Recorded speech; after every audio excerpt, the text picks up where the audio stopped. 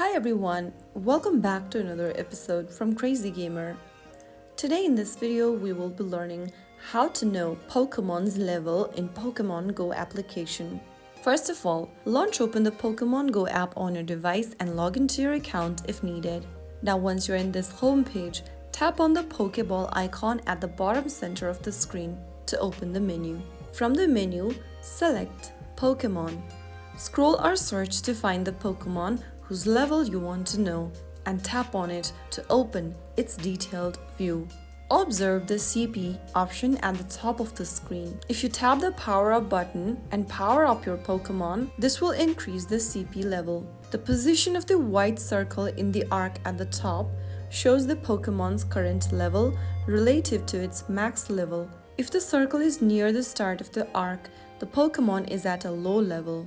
Whereas, if the white dot is towards the end, it means a higher level.